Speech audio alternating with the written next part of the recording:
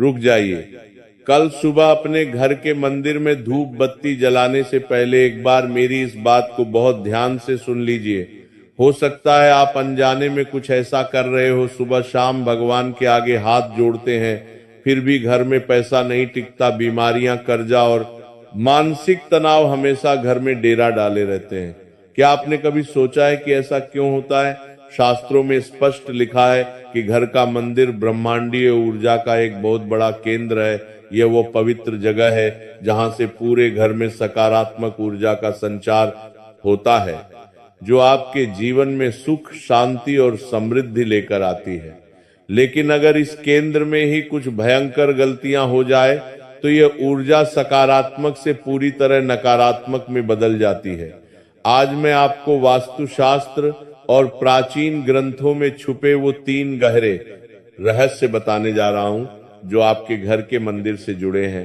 इनमें से पहली 2 चीजों के बारे में शायद आपने कहीं सुना हो, लेकिन तीसरी चीज तो इतनी खतरनाक है कि भारत के 99% घरों में लोग इसे बहुत ही श्रद्धा और प्यार से मंदिर में सजा कर रखते हैं और उन्हें अंदाजा भी नहीं होता कि यही वो एक चीज है जो उन्हें अंदर ही अंदर खोखला कर रही है और उन्हें कंगाल बना रही है। उस तीसरी चीज तक पहुंचने से पहले हमें इस पूरे रहस्य को शुरुआत से समझना होगा ताकि आप इस विज्ञान को समझ सके। सबसे पहले बात करते हैं उस ऊर्जा की जो आपके घर के ईशान कोण यानी उत्तर पूर्व दिशा में बनती है। जब आप घंटी बजाते हैं, जब आप मंत्रों का उच्चारण करते हैं, तो ध्वनि की तरंगे एक विशेष प्रकार का कंपन पैदा करती हैं। ये कंपन आपके मंदिर में रखी मूर्तियों और तस्वीरों से टकराकर पूरे घर में फैलता है। अब जरा सोचिए, अगर तरंगे टकराने वाली जगह ही दूषित हो तो क्या होगा? यहीं पर आती है हमारी पहली चीज जिसे आपको आज और अभी अपने पूजा घर से हमेशा के लिए हटा देना है, और वह खंडित मूर्तियां, चटके हुए बर्तन या देवी देवताओं की ऐसी तस्वीरें जिनका रंग फीका पड़ गया हो या कागज फट गया हो।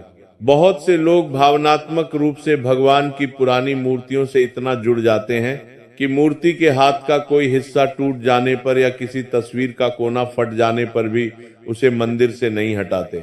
उन्हें लगता है कि यह उनके पूर्वजों की निशानी है या उन्होंने इस मूर्ति की सालों पूजा की है, तो इसे कैसे विसर्जित कर दें। लेकिन वास्तु और आगम शास्त्र कहते हैं कि जैसे ही कोई मूर्ति खंडित होती है या टूटती है तो उस मूर्ति का प्राण तत्व ब्रह्मांड में वापस लौट जाता है। वह मूर्ति जिसमें कभी साक्षात ईश्वर का वास था, खंडित होते ही एक खाली ढांचा बन जाती है। और ब्रह्मांड का यह नियम है कि कोई भी खाली जगह बहुत देर तक खाली नहीं रहती। जब किसी खंडित मूर्ति से ईश्वरीय ऊर्जा निकल जाती है तो उसको कोई भी खाली जगह पर भी है, खाली जगह पर आसपास भटकने वाली नकारात्मक और विनाशकारी शक्तियां अपना घर बना लेती हैं। जब आप उस खंडित मूर्ति की पूजा करते हैं, उसे भोग लगाते हैं, तो वह भोग और वह प्रार्थना भगवान तक नहीं पहुंचती बल्कि उन नकारात्मक शक्तियों को पोषित करती है। एक पुरानी कथा है जो शिव पुराण के एक अंश से जुड़ी है। एक बहुत ही धनवान सेठ हुआ करता था जिसके पास अपार संपत्ति थी। उसके घर के मंदिर में एक बहुत ही सुंदर स्फटिक की देवी की मूर्ति थी। एक दिन सफाई करते हुए उस मूर्ति का एक बहुत ही छोटा सा हिस्सा जो कि मूर्ति के पैर के पास था, चटक गया। सेठ की पत्नी ने कहा कि इस मूर्ति को अब जल में प्रवाहित कर देना चाहिए, लेकिन सेठ को उस मूर्ति से बहुत लगाव था। उसने कहा कि इतना छोटा सा तो टुकड़ा टूटा है, कोई बात नहीं, हम इसी की पूजा करेंगे। कुछ ही महीनों के भीतर उस सेठ का चलता हुआ व्यापार अचानक से ठप पड़ गया। उसके जहाजों का माल समुद्र में डूब गया और उसके घर में भयंकर क्लेश शुरू हो गया। जब एक सिद्ध गुरु उनके घर पधारे तो उन्होंने बिना कुछ पूछे सीधा मंदिर की तरफ इशारा किया और कहा कि तुमने साक्षात दरिद्रता को अपने मंदिर में स्थान दे रखा है। सेठ ने जब वह खंडित मूर्ति हटाई और नई प्राण प्रतिष्ठित मूर्ति स्थापित की, तब जाकर उसके जीवन का यह भयंकर श्राप कटा। इसलिए आज ही अपने मंदिर को ध्यान से देखें। अगर कोई भी मूर्ति चाहे वह कितनी भी छोटी क्यों ना हो, अगर चटक गई है या भगवान की तस्वीर का रंग बिल्कुल उड़ गया है तो उसे पूरे सम्मान के साथ किसी पवित्र नदी में प्रवाहित कर दें या किसी पीपल के पेड़ के नीचे रखाए। अब हम बढ़ते हैं दूसरी सबसे महत्वपूर्ण चीज की ओर। यह एक ऐसी गलती है जो अनजाने में लगभग हर घर में रोज होती है, और यही वह गलती है जो घर में बीमारियों और कर्ज को न्योता देती है। दूसरी चीज जो आपको तुरंत अपने मंदिर से हटानी है वह सूखे हुए फूल, बासी मालाएं और निर्माल्य। हम भगवान को बहुत श्रद्धा से ताजे फूल अर्पण करते हैं। ताजे फूलों में जीवन होता है, एक जीवंत ऊर्जा होती है जो भगवान को अत्यंत प्रिय है। लेकिन जब वो फूल सूख जाते हैं तो उनकी जीवन ऊर्जा समाप्त हो जाती है और उनमें सड़न की प्रक्रिया शुरू हो जाती है। अक्सर लोग भगवान को फूल चढ़ाते हैं और फिर कई कई दिनों तक उन सूखे फूलों को भगवान के पास ही पड़े रहने देते हैं। कुछ लोग तो पूरी की पूरी सूखी माला भगवान की तस्वीर पर महीनों तक टंगी रहने देते हैं। उन्हें लगता है कि भगवान पर चढ़ी हुई चीज पवित्र है, उसे कैसे हटाएं। लेकिन यहीं पर आप सबसे बड़ी भूल कर रहे हैं। प्राचीन शास्त्रों में भगवान को अर्पित किए गए और बाद में हटाए गए फूलों और सामग्री को निर्माल्य कहा गया है। भगवान शिव के संदर्भ में यह स्पष्ट वर्णन आता है कि निर्माल्य पर चंडेश्वर का अधिकार होता है, जो कि शिव के एक अत्यंत उग्र और भयानक गण है। सूखे हुए फूल जब भगवान के पास पड़े रहते हैं तो वे राहु और केतु के बुरे प्रभावों को जागृत कर देते हैं।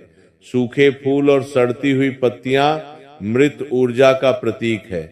मंदिर जो कि जीवन और प्रकाश का स्रोत है, वहां अगर आप मृत ऊर्जा को जमा करेंगे तो आपके घर की सारी सकारात्मक ऊर्जा उन सूखे फूलों द्वारा सोख ली जाएगी।